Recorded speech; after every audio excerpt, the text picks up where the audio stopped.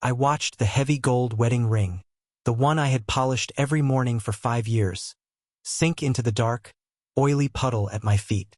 Marcus didn't even blink as he stepped over it, his expensive Italian loafers splashing dirty water onto my cheap hem. "Don't look so pathetic, Elena," he snapped, checking his watch as if my heart breaking was just an appointment he was late for. "You were a great trophy when I was starting out, but trophies get dusty. I need a partner who actually matters. Go back to your little hobbies. Without my bank account, you're just a ghost in a designer dress." He slammed the car door, the engine of the Porsche I bought him roaring like a beast. As the taillights faded into the rain, I didn't cry. I felt something cold and sharp snap inside me. He thought he was leaving a ghost behind. He didn't realize he just gave me the one thing I needed to destroy him. Freedom. Chapter 1: The Rain and the Divorce Papers. I watched my heavy gold wedding ring, the one I had polished every morning for 5 years, sink into a dark, oily puddle at my feet. Marcus didn't even blink as he stepped over it. His expensive Italian loafers splashed dirty water onto the hem of my white dress. "Don't look so pathetic, Elena," he snapped. He checked his watch as if my heartbreaking was just an appointment he was late for. "You were a great trophy when I was starting out, but trophies get dusty. I need a partner who actually matters now. Go back to your little hobbies. Without my bank account, you're just a ghost in a designer dress." "I gave you everything, Marcus," I whispered. My voice was trembling, but not from sadness. It was from the sheer shock of his cruelty. "My inheritance, my time. I even left my family for you. And look where it got you," he sneered, pulling a thick folder from his coat. He slapped it against my chest. "Divorce papers. Sign them. I've already moved Sarah into the guest house. Don't make this harder than it needs to be." He slammed the door of his Porsche, the car I had bought him for his 30th birthday. The engine roared like a beast, spraying more mud onto my legs as he sped away into the gray afternoon. I stood there, soaked to the bone. He thought he was leaving a ghost behind. He didn't realize he had just given me the one thing I needed to destroy him. Freedom. My phone buzzed in my damp pocket. It was an unknown number. I wiped my eyes and answered. "Miss Elena?" a professional voice asked. "This is Mr. Harrison, your late grandfather's attorney. We've been trying to reach you for years. Now that your marriage to Marcus Thorne is legally dissolving, the restricted clause in the will has been triggered." "What clause?" I asked, my breath catching. "The one that gives you 51% ownership of the Phoenix Group," he replied. "The board is waiting. When can you arrive?" I looked at the mud on my dress and then at the fading taillights of Marcus's car. "I'll be there in an hour," I said. "And Mr. Harrison? Buy me a new suit. Something expensive. I'm done being a trophy." Before continuing to the next chapter, please subscribe, like, and comment below. Which part shocked you the most? Let me know. Chapter 2: The Ghost of the Past. I stared at my reflection in the floor-to-ceiling mirror of my new penthouse. The woman looking back wasn't the tired, quiet wife Marcus had spent years shrinking. This woman wore a sharp, midnight blue power suit. Her eyes were cold, like polished glass. For 3 months, I stayed in the shadows. I spent 16 hours a day studying the Phoenix Group's assets. I didn't go to parties. I didn't post on social media. I let Marcus think I had crawled into a hole to die of a broken heart. "You look like you're ready for war, ma'am," a calm voice said behind me. I turned to see Leo, my new executive assistant. He was young, brilliant, and had a reputation for being a shark in the courtroom. More importantly, he was the only person who knew my full story. "I'm not ready for war, Leo," I said, adjusting my diamond cufflinks. "I'm ready for a hostile takeover." Leo handed me a tablet. On the screen was a picture of Marcus and Sarah at a red carpet event. Marcus looked smug, but his suit looked cheap compared to the ones I used to buy him. "Apex Tech is bleeding money," Leo reported. Marcus spent his last reserves on that marketing campaign to impress his new girlfriend. They are desperate for an investor. If they don't get a cash injection by the end of the month, they lose everything. "Good," I whispered. "Is the meeting set?" "Yes. They think they are meeting with the anonymous director of Phoenix Group to discuss a merger. They have no idea it's you. I walked to the window looking down at the city. Somewhere out there, Marcus was probably laughing, telling Sarah how he had made me. He didn't know that every penny he spent was now technically mine. Leo, I said, my voice steady. When we enter that room tomorrow, don't call me Elena. From now on, I am the boss. Understood, director. Leo replied with a small, knowing smile. I picked up the divorce papers Marcus had thrown at me 3 months ago. I didn't shred them. I put them in my briefcase. I wanted him to see them one last time, right before I took his world away. Chapter 3, The Boardroom Surprise. The lobby of the Phoenix Group headquarters smelled like expensive mahogany and power. I walked through the glass doors, my heels clicking like a ticking clock against the marble floor. Leo walked a half-step behind me, holding my briefcase. The representatives from Apex Tech are in boardroom A, the receptionist said, bowing slightly. They've been waiting for 20 minutes, director. Good, I replied. Let them wait 5 more. I stood outside the frosted glass doors, listening. I could hear Marcus's voice through the crack. It was the same arrogant, booming tone he used when he thought he was the smartest person in the room. I'm telling you, Sarah, once this Phoenix Group investment hits our account, we're golden, Marcus said. We'll buy that villa in France. I told you getting rid of Elena was the best business move I ever made. She was dead weight. I just hope this anonymous director is easy to work with, Sarah giggled. I could almost hear her leaning into him. You're so charming, Marcus. You'll have them eating out of your hand. I signaled to Leo. He opened the double doors with a flourish. I walked in, my expression as cold as a winter morning. Marcus was leaning back in a leather chair, his feet almost on the table. Sarah was sitting next to him, applying lip gloss. When they saw me, the silence was so heavy it felt like the air had been sucked out of the room. Marcus's feet slid off the table. Sarah's lip gloss wand froze midair. Elena! Marcus gasped. His face turned a sickly shade of gray. What the hell are you doing here? This is a private billion-dollar meeting. Security. Get this woman out of here. I didn't move. I walked to the head of the table, the seat reserved for the owner, and sat down. I crossed my legs and looked at him. The security works for me, Marcus, I said, my voice calm and sharp. And so does the person who decides if Apex Tech survives the night. You're the anonymous director? Sarah stammered, her eyes wide with terror. I am the majority shareholder of the Phoenix Group, I said, leaning forward. And you are currently 20 minutes late to convince me why I shouldn't let your little company rot in the gutter. Marcus tried to find his voice. Elena, honey, if this is a joke, it's Director Elena to you. I cut him off. Now show me your numbers, and make them good. My time is very expensive. Chapter 4, The Terms of Surrender. Marcus stared at me, his mouth opening and closing like a fish gasping for air. You? Majority shareholder? Elena, you don't know the first thing about tech. You spent 5 years picking out curtains and making dinner. I spent 5 years managing your life so you could focus on a company I funded. I corrected him, my voice dropping an octave. And while I was picking out curtains, I was also reading every contract you signed.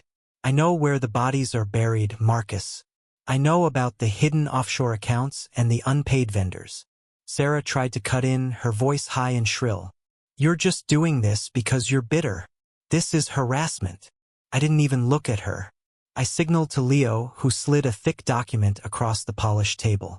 These are the terms for the Phoenix Group's acquisition of Apex Tech, I said. Read them carefully. I am offering a bailout that will cover all your debts and keep the doors open. Marcus grabbed the paper, his eyes scanning the lines. Suddenly, he froze. 60% ownership? You want a controlling stake? And what is this? Marcus Thorne to be demoted to junior project manager. Reporting to the executive assistant? He looked up at Leo, who was standing there with a perfectly blank face. You want me to work for your secretary? Marcus yelled, slamming his fist on the table.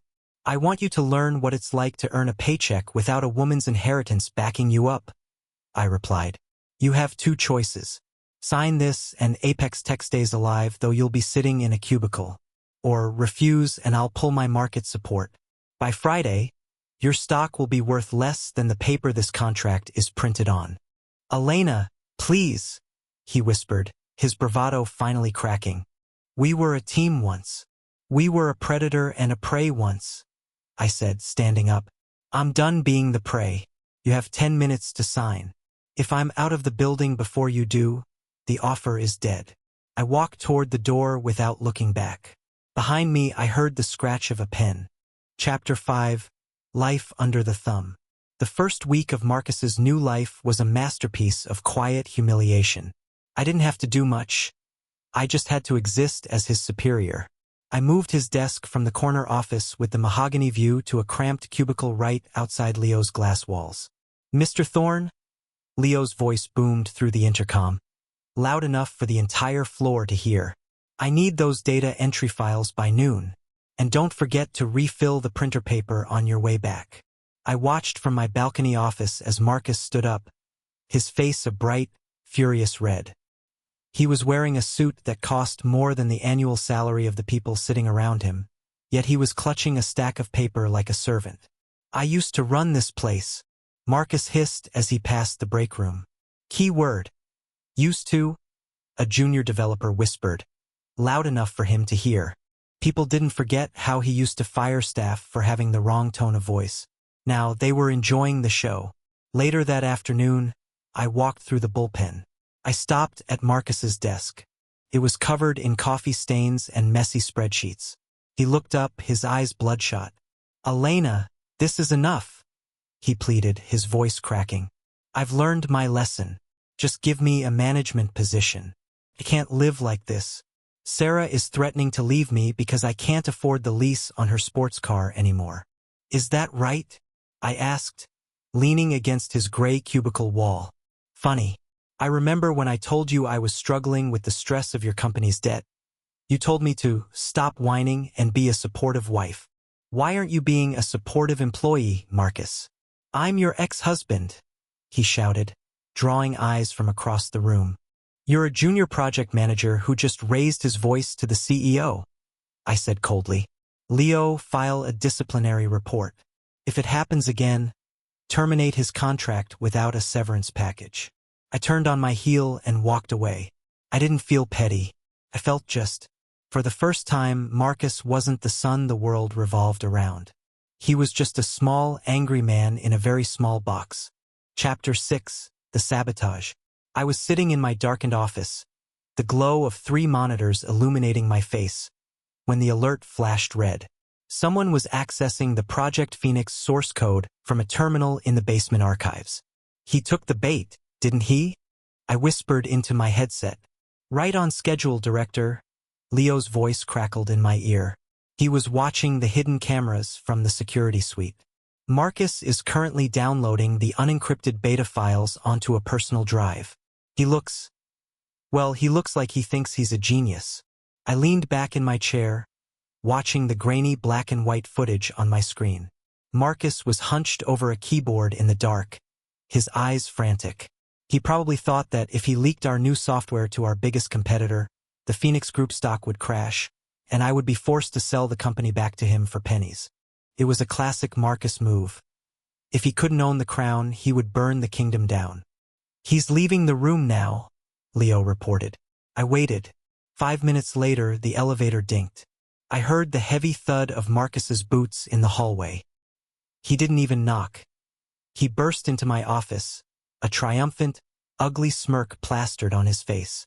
You look tired, Elena, he said, walking right up to my desk. He wasn't acting like a junior manager anymore. He was standing tall, puffing out his chest. Maybe this CEO life is too much for you. Maybe you should just give me back my chair before things get messy. Is that a threat, Marcus? I asked, not moving a muscle. It's a reality check, he sneered, tossing a flash drive onto my desk. I have the code. 1 click, and your billion-dollar project is public domain. Unless, of course, you sign the company back over to me tonight. I picked up the drive, rolling it between my fingers. You really think I'm that careless? That I'd leave the most valuable asset in the country on a basement server with a password you could guess? His smirk faltered. What? Check the files, Marcus, I said, pointing to my monitor. You didn't download the source code. You downloaded a tracking virus. It's currently sending your GPS location, your IP address, and a confession log of your keystrokes directly to the Cybercrimes Division. The color drained from his face so fast I thought he might faint. At that exact moment, the heavy thud of police boots echoed in the hallway. I gave you a chance to be a better man, I said, my voice cold as ice. But you're just a thief, and thieves belong in cages. Chapter 7, The Downfall. The handcuffs clicked shut with a sharp, metallic sound that echoed through the quiet office. Marcus looked down at his wrists as if he couldn't believe they were made of the same skin and bone as everyone else's. Elena, wait! He screamed as the officers began to lead him away. You can't do this. We're family. We have history. Our history ended in a puddle, Marcus, I said, standing up and smoothing my skirt. Now it's just business. The next morning, the news was everywhere. The disgraced former CEO of Apex Tech had been caught red-handed. But the real show started at the preliminary hearing. I sat in the front row, wearing a cream-colored suit that screamed success. Sarah was already there, sitting on the opposite side of the aisle. She didn't look like the glamorous woman Marcus had left me for. Her hair was messy, and her expensive handbag was missing. The moment the prosecutor called her to the stand, she didn't even glance at Marcus. He forced me to help him. Sarah sobbed into a tissue, her voice loud enough for every reporter to hear.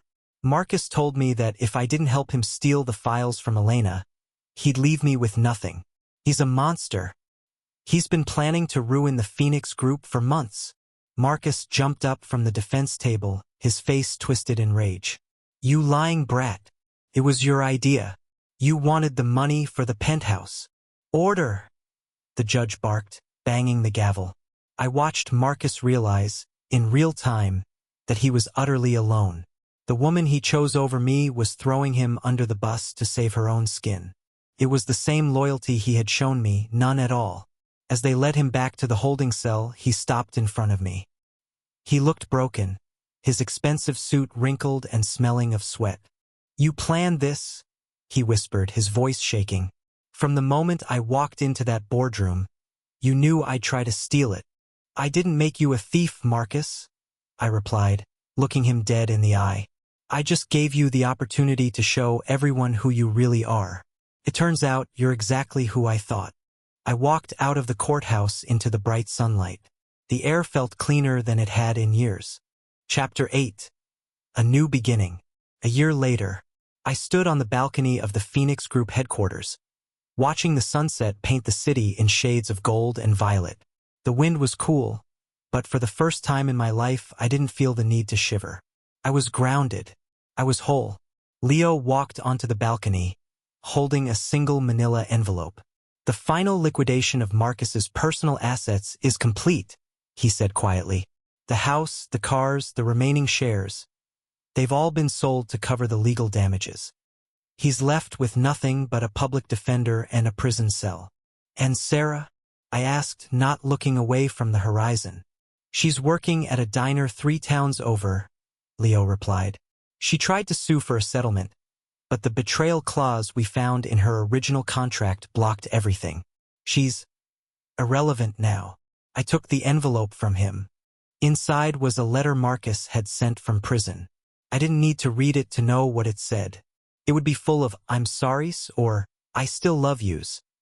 Desperate words from a man who only valued me once I became the person who held his leash. I walked over to the shredder by my desk. I didn't feel anger. I didn't feel joy. I just felt a deep, cleansing sense of boredom. I fed the letter into the machine, where the past became confetti. Leo, I said, turning back to him with a smile. What's on the schedule for tomorrow? A merger meeting with a tech startup in London and a charity gala for displaced women, he said, checking his tablet. Good, I said, picking up my coat. Let's get to work. I walked out of the office and didn't look back. I wasn't the woman who survived a betrayal anymore. I was the woman who built an empire from the ashes of a broken heart. And the best part? I did it all as myself.